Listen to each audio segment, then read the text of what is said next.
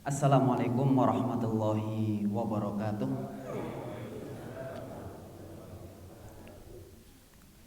Alhamdulillahirabbil alamin wa bihi nasta'inu bil umuri dunya waddin.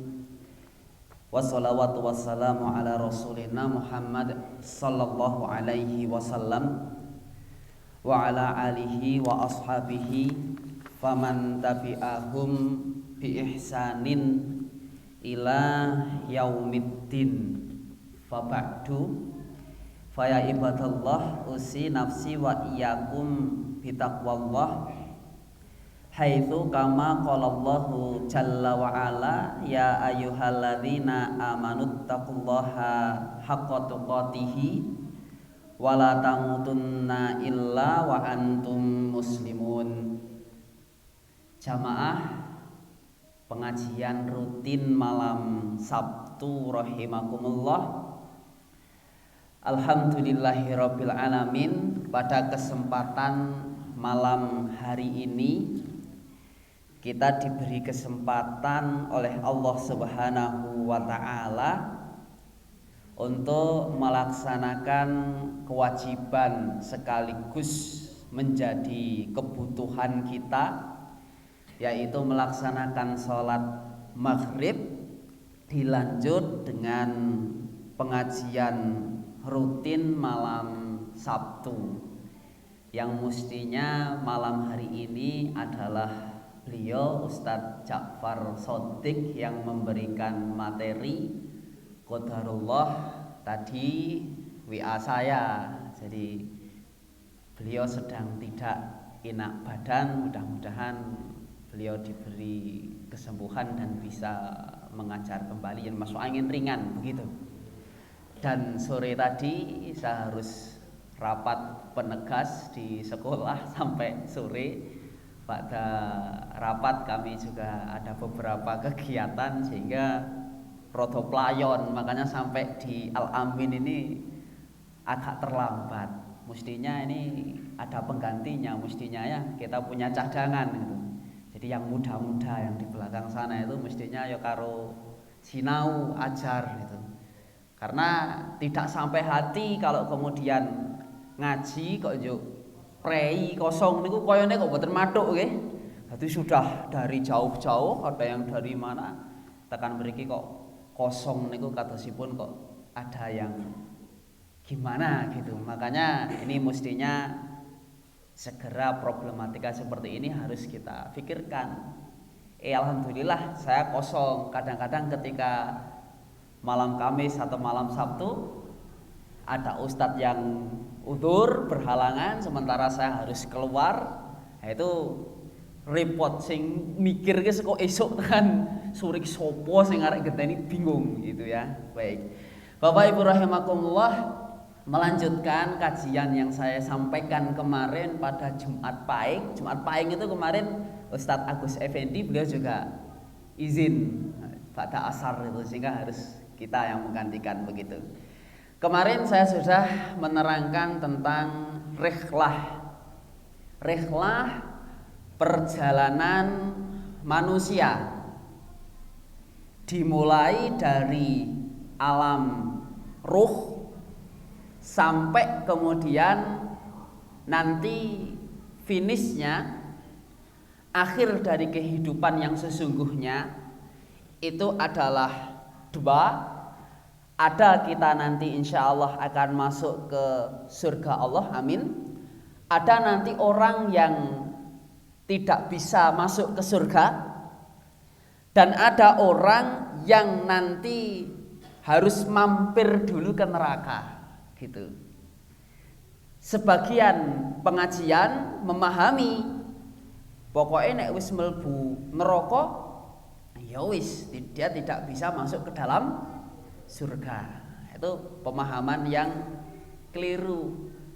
Terus estunipun orang itu kalau sudah masuk ke neraka, asal satu tidak syirik, dua bukan kufur, karena syirik itu dosa besar. Tapi ada yang lebih besar dari syirik, kufur. Walaupun syirik ini besar banget sudah, tapi kufur ini juga besar. Asal tidak syirik, asal kemudian dia tidak kufur, dalam arti bukan orang yang tidak beragama atau meyakini tentang Allah, artinya masuk mengakui syahadat, maka seberat apapun dosa pelanggaran yang dia lakukan, pasti nanti pada akhirnya dia juga akan dientaskan dari neraka. Begitu.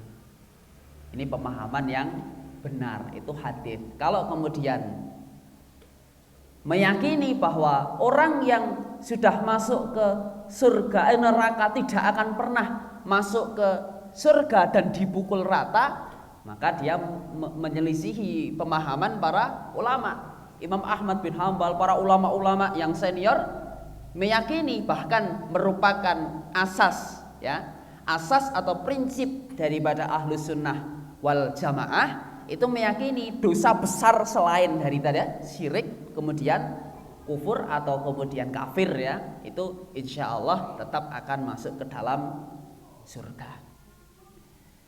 Bapak Ibu rahimakumullah, kemarin saya sudah menuliskan ada istilah rihlah, ada istilah tamasya, ya, yang masih ingat. Ada istilah rihlah, ada istilah tamasya. Artinya apa? Rihlah dan tamasya itu artinya apa? Sama saja, sama-sama melakukan suatu perjalanan. Hanya saja kalau masya, tamasya itu berasal dari bahasa Arab. Masya artinya jalan. Jika tamasya itu sifatnya ya hanya sekedar jalan-jalan, gitu. Itu namanya tamasya. Kalau rihlah itu juga sama, jalan-jalan. Cuman Allah menyebutkan kalimat rihlah itu secara khusus di dalam Quran surat Al-Quraisy. Gimana bunyinya? Li'ila fiku roish ila fihim rihlatas sita'i wassaif. Nah, rihlah. Fal ya'budu rabb hadzal bait. Kemudian alladzi at'amahum min ju' wa amanahum min khauf. Ternyata kebiasaan orang Quraisy ini melakukan perjalanan, perdagangan, begitu ya. Jadi obah dulu, ada usaha, ada rihlah, ada pergerakan, ada ikhtiar.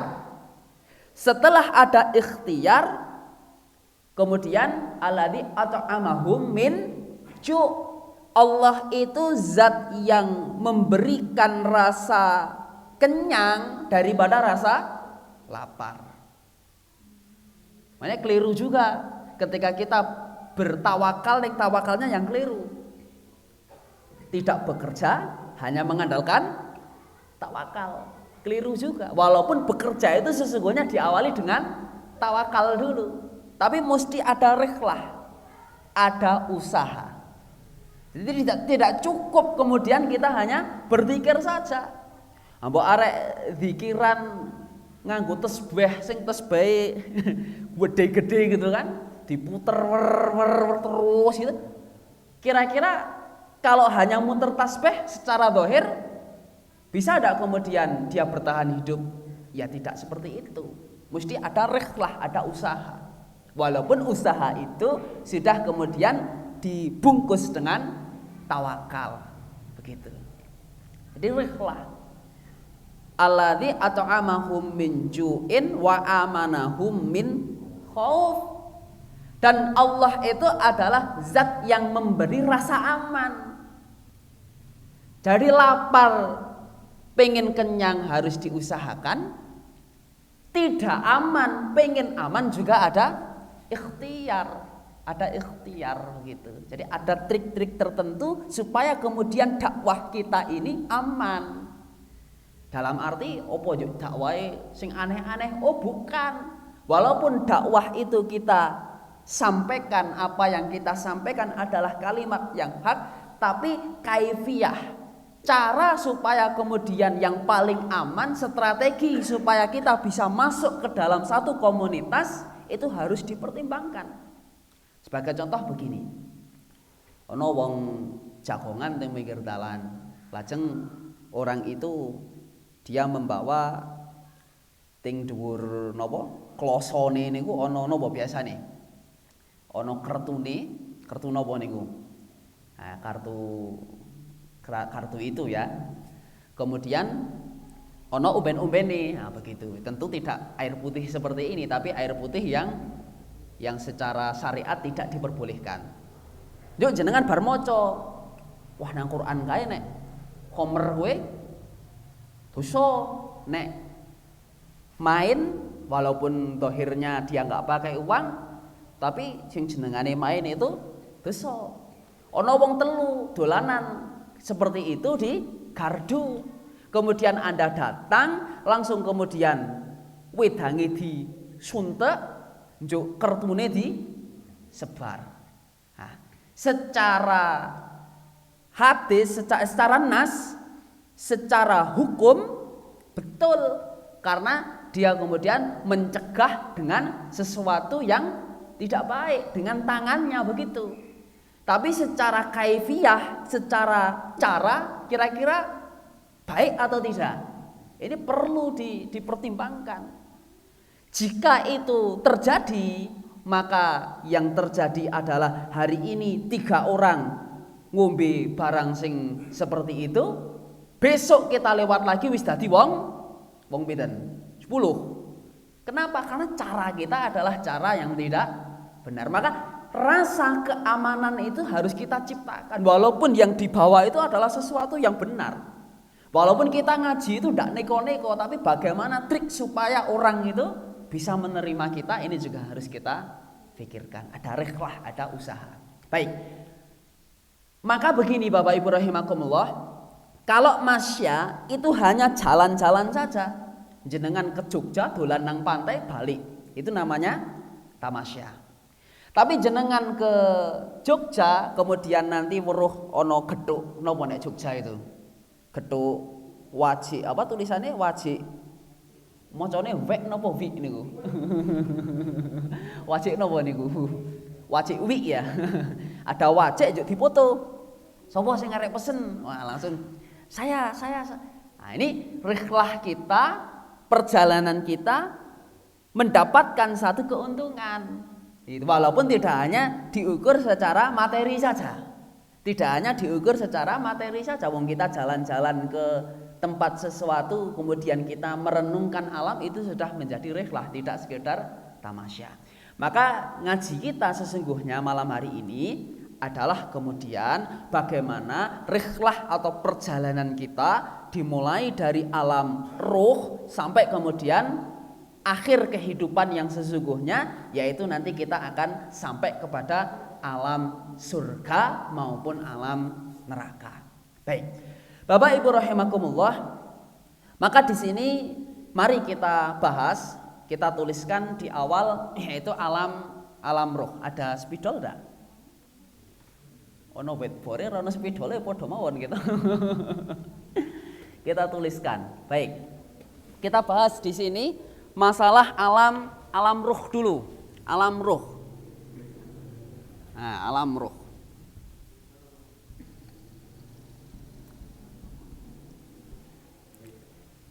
Nggih. Kita sudah pernah di alam ruh. Nanti dibuka Al-A'raf 172. Al-A'raf 172. Al-A'raf 172.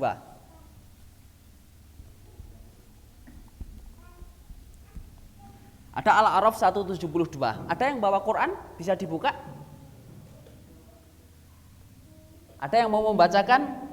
Ada Arum 30, kemudian ada Al-Insan ayat 1 sampai 3. Kalau ini yang bercerita kemudian tentang Arum ya, Arum 30. Arum 30. Kalau ini yang bercerita tentang bahwa kita sudah kadung dijanji oleh Allah Subhanahu wa taala. Apa janjinya? Qalu alastu birabbikum, apakah kamu melihat? Apakah kamu menyaksikan bahwa aku Allah adalah Rabbikum, Tuhan kamu? Maka kemudian kita sudah kadung mengucapkan qalu bala syahidna, kan begitu kan? Qalu bala syahidna. Syahidna itu sungguh kami telah melihat. Sungguh kami telah melihat. Begitu. Jadi betul-betul kita telah menyaksikan Allah Subhanahu wa taala, bahwa Allah itu adalah Tuhan kita. Karenanya kalau setiap anak terlahir dalam keadaan fitrah, dalam keadaan suci, ya memang betul suci betul. Dan kita harus meyakini bahwa kita sudah sampai ke sana. Ning itu kita kadung lupa. Kemudian nanti dibuka lagi Al-Insan ayat 1 sampai 5. Al-Insan ayat 1 sampai 5. Hal ata alal insan nihinum minad dahri lam yakun syai'am madhkura, kata Allah. Bukankah pernah ada di mana manusia itu waktu itu lam yadhkur syai'am madhkura, sama sekali belum bisa dinyatakan atau dikatakan dalam bentuk apapun. Dimuni janin ya urung janin, dimuni mudghah belum mudghah, diberi nutfah juga belum nutfah. Karena manusia itu masih dalam alam roh. Nah, itu kita sudah melewati alam itu. Kemudian setelah di alam roh, manusia ternyata masuk ke dalam alam rahim dulu. Alam rahim. Jadi kita sudah masuk ke alam rahim. Di dalam alam rahim panjenengan bisa membuka Al-Mu'minun ayat 14.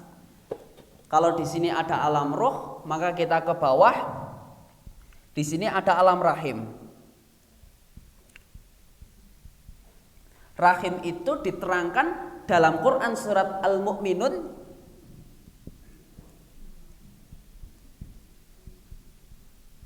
ayat 14. Ada yang membawa Quran, bisa dibacakan artinya? Sinten sing ajeng dadi relawan, ajar dadi ustad. Iku ajar dadi ustad nggih. Ajar Al-Mu'minun ayat 14. Ustaz Farid di mana? Kok ngumpet terus? Itu beliau, masya Allah ya. Dulu Ustadz Farid ini luar biasa beliau. Senior saya jauh ya. Ilmunya sebenarnya banyak sekali Ustadz Farid. Ning isinan. Al-Mu'minun ayat 14. Nah, langsung intinya saja ya. Nanti bisa dibuka sendiri. Di dalam Quran surat Al-Mu'minun ayat 14, manusia itu terbagi ke dalam 3 bagian. Allah menciptakan nutfah. Kemudian setelah nutfah alaqah, setelah alaqah mudghah. Nampaknya sudah dijelaskan Ustadz Ja'far Shadiq waktu itu kuliah subuh. Nutfah. Nutfah itu adalah air, yang mahin, yang hina, air yang hina, kemudian bersatu. Itu namanya nutfah. Baru kemudian setelah jadi atau air yang bersatu itu, kemudian Allah memberi nama proses yang berikutnya adalah alaqah. Jadi alaqah itu segumpal, ada surat apa? Al-alaq ya. Iqra bismi rabbikal ladzi khalaq. Al-alaq itu artinya apa? Segumpal darah ya, segumpal darah itu alaqah. Lalu kemudian setelah Allah Subhanahu wa taala menjadikan alaqah, yang berikutnya adalah mudghah. Nah, kalau mudghah ini sudah ada tulangnya, sudah lengkap gitu ya, sudah dilengkapi begitu. Itu namanya mudghah. Nah, makanya ini ada berapa, kalau tidak salah prosesnya berapa, 3 bulan ya, kemudian kurang lebih manusia itu nanti ditiupkan ruh 4 bulan ya ini. Nah dalam istilah Jawa itu ono nopo jenengane ngapati. Nah itu Pak Uci ini paham sekali kalau seperti itu. Pak Uci paham sekali kalau istilah ada ngapati. Kemudian saya pernah belajar dari Pak Uci itu, saya bertanya, kula riyen kayak apa, anak yang pertama ini kan saya di Tembara itu saya kaget. Di sini saya belum pernah tahu istilah ngendong begitu. Ngertos nggih ngendong nggih? Ngendong bayi. Ngendong bayi. Anak kami lahir malam, kemudian di malam berikutnya, tonggo-tonggo tetangga itu ke rumah. Saya bingung ada opo pertama ini, saya belum pernah tahu itu. Nah konon katanya, dulu itu yang namanya ibu baru melahirkan waktu itu, ini versi saya belajar dari Pak Uci, itu karena barangkali kesehatan ataupun lembaga yang memadai itu belum seperti saat ini, artinya banyak sesuatu yang kurang barangkali seperti itu. Maka ternyata setelah anak itu dilahirkan, nah ibunya ini sangat rawan dengan sakit, nah macam-macam sakitnya gitu. Ada ya kanker dan macam-macam gitu, sakit karena itu. Jadi setelah melahirkan itu barangkali mungkin bagaimana cara membersihkannya, mungkin waktu itu masih tradisional, tidak steril dan lain sebagainya, sehingga kemudian kasus kematian ibu setelah melahirkan itu sangat banyak begitu. Lah konon ceritanya orang Jawa berkeyakinan, enggak tahu nek di luar Jawa, jare orang atau ibu yang meninggal setelah melahirkan itu ada faktor X. Apa faktor X-nya? Mbuh itu di gondol buto, nah mbuh itu seperti itu ya. Mbuh itu ya pokoknya ada faktor X. Mulane di tunggoni men nyawone ora digawa liyane. Nah itu kalau saya belajar dari Pak Uci waktu itu begitu ya. Jadi ya ini barangkali menjadi referensi, nah ngopo kok kemudian hari ini ada ngendong gitu. Nah, itu salah satu konon, ini salah satu yang bisa kita ketahui, tapi juga tidak menuntut hanya demikian ya, banyak sumber yang harus kita kaji begitu. Lah, itu kemudian menjadi mudghah itu Al-Mu'minun ayat 14, nanti dibuka sendiri. Lah kemudian setelah di alam kandungan kita hidup di sana 9 bulan lamanya, akhirnya kemudian kita lahir, masuk ke sini, for marker ya, ke dalam posisi kita saat ini yaitu dunia. Nah mestinya kita akan fokus di sini, gitu, fokus di dunia, karena kemarin sudah selesai sampai mizan tapi tidak apa-apa, kita ulangi. Kita di dunia. Nah, dunia nanti kita bahas di akhir ya. Setelah di alam dunia, maka kemudian bar urip juk mati begitu ya. Habis hidup mati. Hidup mati. Artinya berpindah tempat saja. Makanya ada istilah wafat, ada istilah mati, dan macam-macam itu beda istilah ya. Nah, setelah di alam dunia baru kemudian kita mati, maka pindah ke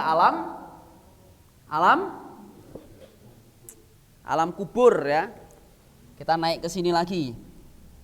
Kudune nek kubur niku medun, nah, malah naik ya ke alam barzah. Barzah itu alam kubur, ning yo udu kuburan, maksudnya bukan kuburan ning alam kubur begitu ya. Di alam barzah berapa lama di alam barzah? Kita akan hidup di alam barzah berapa lama? Sampai kiamat. Makanya setelah alam barzah nanti kita akan nemu dari alam satu lagi, yaitu namanya hari Ba'ats atau hari kiamah.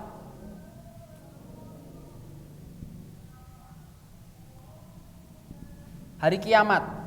Ada surat khusus namanya surat Al-Qiyamah juz 29. Itu membahas tentang hari kiamat. Dan nama-nama kiamat itu macam-macam. Ada yang memberi nama Yaumul Ba'ats. Kenapa Yaumul Ba'ats? Karena itu hari kebangkitan. Ada yang memberi nama Yaumuddin, hari pembalasan. Itu macam-macam nama istilah hari kiamat. Makanya di dalam Quran surat Yasin ayatnya ayat yang ke-51 sampai ayat yang ke-52. Allah menceritakan tentang hari di mana faidza nufikha fis suri faidahum mublisun napa-napa. Kula wis suwi ora murojaah itu. Yasin 50 51 yang hafal silahkan diteruskan. Faidza nufikha fis suri wahum yub'atsun, betul? Yasin juz 23 ya, Yasin itu ayat 50. Sebentar. Oh ya. Fa idza nufikha fis suri fa idza hum minal ajdafi ila rabbihim yunsilun. Yaksilun ya, kebangetannya Yasinnya kok lali gitu ya. Padahal itu susah hafal betul Yasin itu.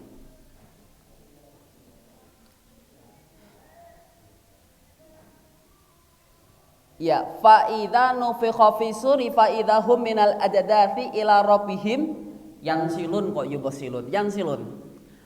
Maka ketika Allah memerintahkan atau malaikat itu meniup sangkakala, maka mereka dalam keadaan hidup.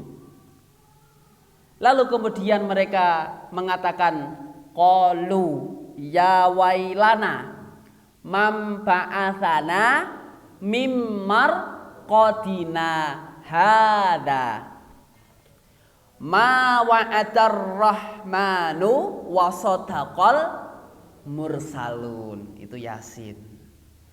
Maka ketika malaikat meniup sangkakala itu, kemudian mereka berkata, mam ba'atsana, siapa yang membangunkan kami mimmar qadina hadza, daripada tidur ini. Mawa'atar rahman, sungguh ini adalah janji wa'dunnya Rahman, wasadaqal mursalun, dan sungguh bahwa apa yang dikatakan oleh Rasul itu adalah perkara yang benar. Bapak Ibu rahimakumullah, dalam Yasin ayat 50 sampai 51 itu ada orang yang menafsirkan dengan tafsir yang keliru. Mereka meyakini orang itu kalau mati kemudian dia melewati alam kubur, maka di alam kubur ini hanya tidur saja. Buktinya ayat ini. Ketika malaikat meniup sangkakala, artinya hari kiamat, yaumul ba'ats itu, maka orang-orang mengatakan, sopo sing gugah dari tidur ini, gitu. Padahal maknanya bukan begitu. Betul memang tidur istirahat, begitu ya, istirahat bukan tidur ya, betul memang istirahat. Tapi orang-orang yang beriman, sebagaimana hadis yang diriwayatkan oleh Barok bin Azib itu, bagaimana kisah orang beriman mati dengan orang yang tidak beriman mati, gitu. Kalau orang beriman mati, maka dia malaikat malaikatul maut, malaikat membawa maut, malaikat yang ditugaskan untuk mencabut nyawa itu datang dengan membawa kain putih, kafan putih bersih, berbau wangi yang luar biasa. Lalu kemudian begitu nyawa itu keluar, ruh itu dicabut, langsung dibawa ke langit ke-1. Kemudian langit di 1 dia katakan, siapa ini? Man hadza? Hadza fulan bin fulan. Ini fulan bin fulan, disebut dengan nama yang baik. Kemudian diizinkan sampai ke langit yang kedua, sampai langit yang ke-7. Allah akhirnya berfirman, uktub kitaba abdi fi illiyin. Tulis nama-nama ini, nama hamba ini dalam kitab illiyin, ya. Wa ma adraka ma illiyun, kitabun markum, itu kan. Ini kalau hamba yang baik. Lalu kemudian diturunkan lagi di alam kubur, lalu malaikat penanya di alam kubur menanya. Ketika setelah dibangunkan, nah, baru kemudian dijawab 3 hal, gitu kan. Ini yang sudah kita tahu, salah satunya marrobuk, man qala bi hadzal rajul, siapa Tuhanmu, apa yang kamu katakan tentang Muhammad ini, dan kemudian madinuk, apa agamamu. Kalau benar, maka kemudian dia diberikan satu nikmat, diberi DP dulu, DP ne swarga. Sampai kemudian dia mengatakan, ya Rabbi aqimis sa'ah, wahai Tuhanku, cepet tunaikanlah segera. Segera apa? Segera supaya kemudian diberdirikannya, yaitu namanya sa'ah, hari kiamat itu kalau orang yang beriman, gitu. Sementara orang yang kafir, ketika dia mati, maka sesungguhnya itu adalah awal perjalanan yang sangat berat. Sehingga kemudian di alam kubur, ya kan, kalau tadi malaikat rahmat, kalau ini malaikat adab yang mencabut nyawanya. Nah, malaikat adab ini mencabutnya luar biasa. Jadi kalau tadi dengan lembut, kalau ini dicabut dengan sekeras mungkin. Lalu kemudian keluar dikafani dengan kain kafan yang sangat busuk, yang baunya tidak enak. Kemudian dibawa ke langit yang ke-1, sampai langit yang ke-1 ditolak. Kamu tidak boleh naik ke langit yang ke-2, turun kamu ke bumi. Lalu dimasukkan ke alam barzah. Setelah di alam barzah, baru kemudian dia ditanya, dibangunkan, dan dia hanya mengatakan ketika ditanya marrobuk, apa katanya? Hahaha la adri, aku kurang ngerti apa yang kamu tanyakan. Nah, sudah, ketika tidak bisa menjawab pertanyaan itu, apa yang terjadi? Maka dia dipukul dengan pukulan yang sangat keras, sampai kemudian dalam hadis Bara bin Azib diterangkan kepalanya itu kemudian sampai berserakan. Makanya barangkali salah satu yang bisa kita lihat kalau panjenengan dikubur, nggali kubur, kadang-kadang ono kubur itu sing napa? Ya wallahu alam, ya bisa benar bisa salah, sing tulang belulangnya sudah menjadi satu. Itu bisa jadi karena dihimpitnya oleh bumi. Itu begitu. Nah, salah satu kemudian yang menjadikan kita yakin adanya tentang adab kubur, maka salah satu doa yang diajarkan oleh Kanjeng Nabi, Allahumma inni a'udzubika min adzabil qabri wa adzabi jahannam, dari adab kubur itu. Nah, kubur itu sendiri yang menjadikan orang banyak disiksa, diantaranya ada 2. Yang pertama namimah, orang yang suka mengadu domba, ya, orang yang suka mengadu domba. Yang kedua adalah orang yang tidak nyun sewu, berhati-hati dalam urusan baul. Baul itu apa? Baul itu pipis. Ini enggak hati-hati dalam urusan pipis.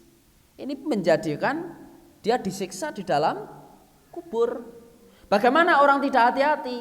Baik itu tidak memperhatikan cipratannya, baik itu tidak memperhatikan privasinya. Makanya kalau ada masjid, kok di situ kamar mandinya nyuwun sewu, bagi yang putra ya, nah yang putri tidak bisa ya, yang putra ya, kok kamar mandinya model standing partai berdiri gitu kan, wis ora paham, takmir wis ora paham itu. Itu tidak paham itu takmirnya itu, gitu ya. Makanya betul kata siapa Buya siapa yang Cirebon itu, Buya Yahya ya. Nggawe masjid ki mayar gitu. Maksudnya mayar gimana? Cukup yang penting ada tanah, patok selesai. Nah, ini aksesoris. Tapi rukun bikin masjidnya itu yang penting seperti ini selesai. Nek kamar mandi itu harus diperhatikan privasinya bagaimana, tidak menghadap ke arah kiblat dan lain sebagainya dan lain sebagainya. Nah, itu ketika di alam kubur. Makanya sesungguhnya alam kubur itu adalah tempat peristirahatan bagi orang yang beriman. Tapi menjadi tempat yang menakutkan bagi orang yang tidak beriman. Ada mustarikh, ada mustaragha minhu di dalam alam kubur. Baik, setelah kita di alam kiamat, ya kan? La uqsimu biyaumil qiyamah. Apakah kamu tahu bagaimana hari kiamat itu?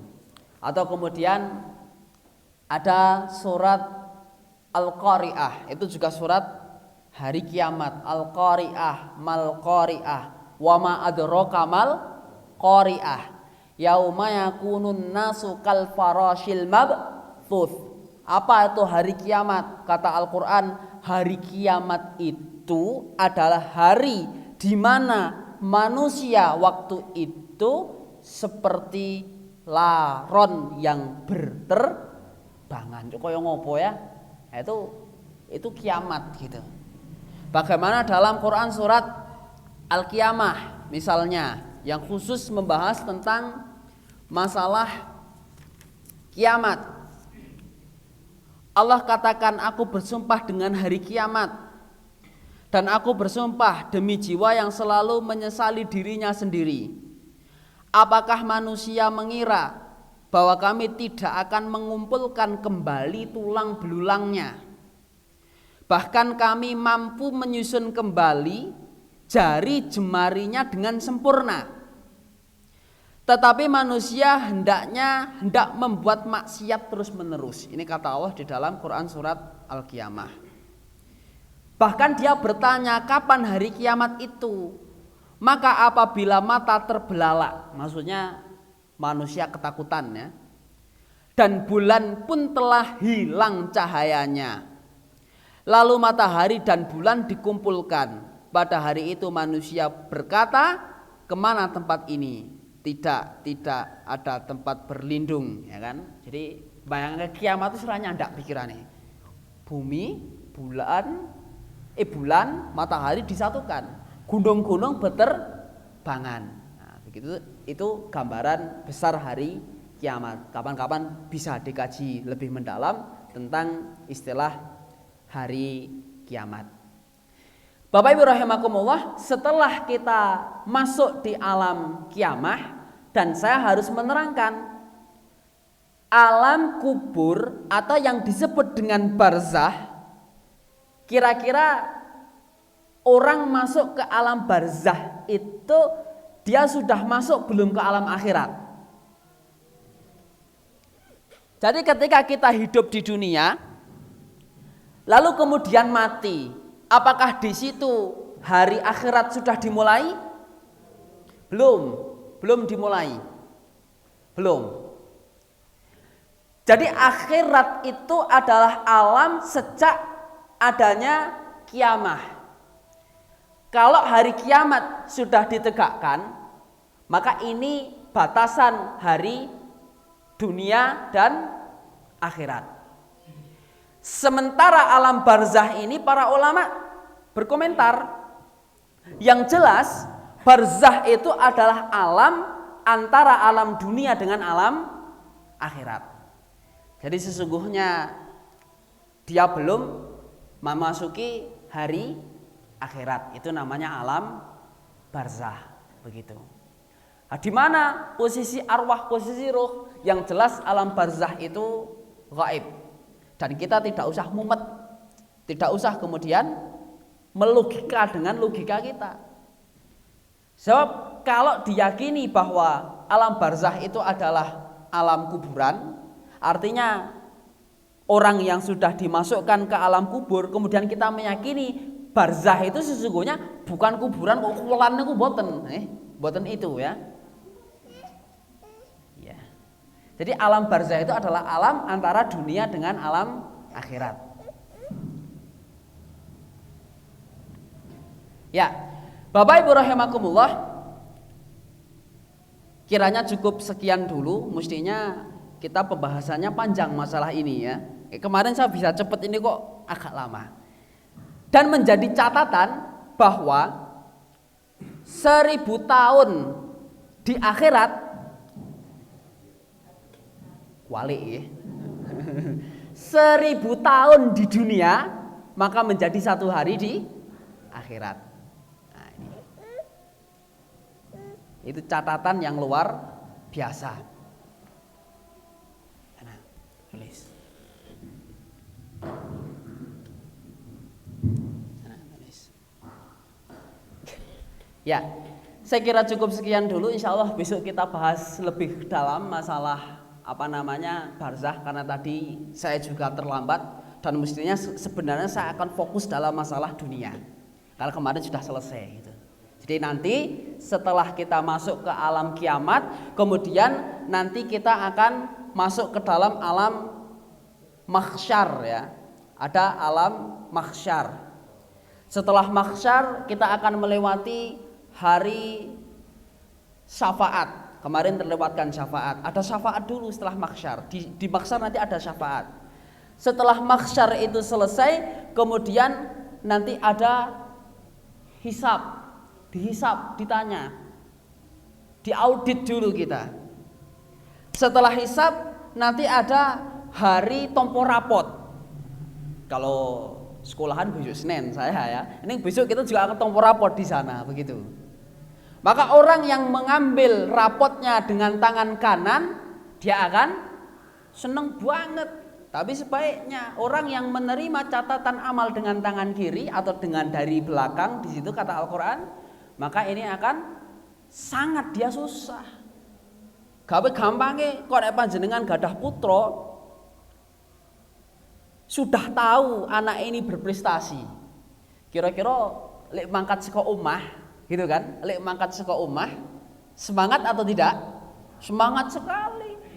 Isih ono tanggungan wani dutang ngake. Itu kalau anaknya berprestasi, rapotnya baik.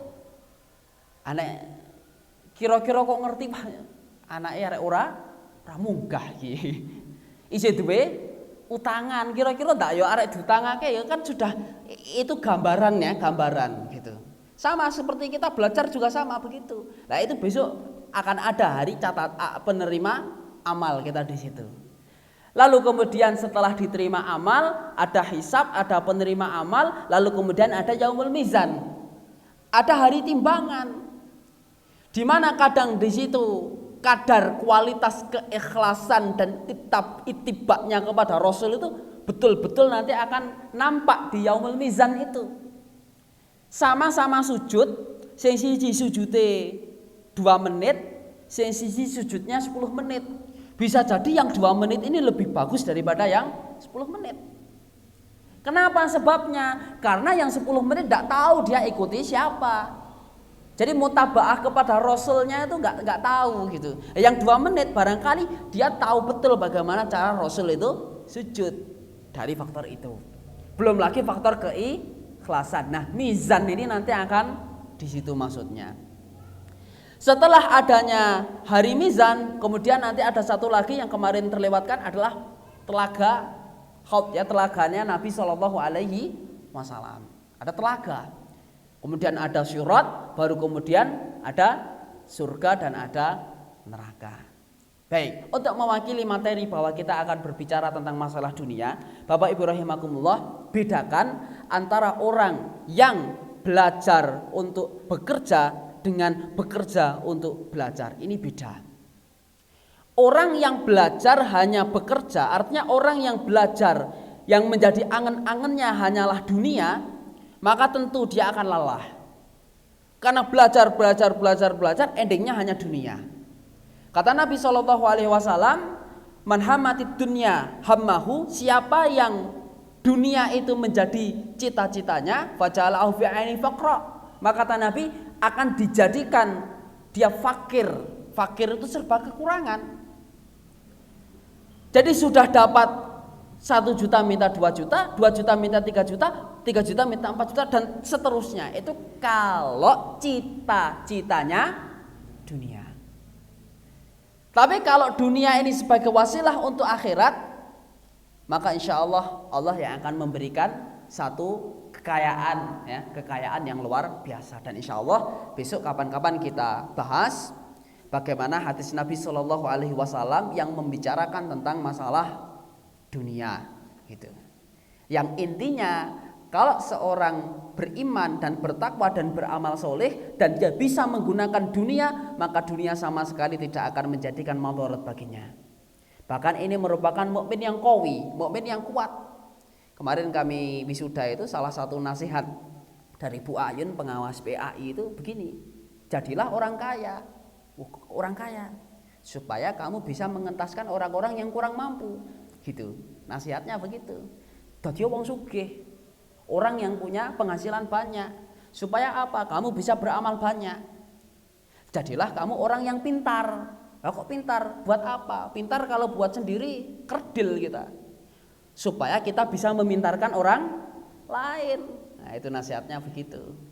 Kata seorang ahli tafsir, kalau kita mati dan belum pernah memikirkan orang lain, maka matinya dalam keadaan kerdil. Begitu kata Ustaz Budi Azhari, ya. Jadilah orang yang memikirkan orang lain.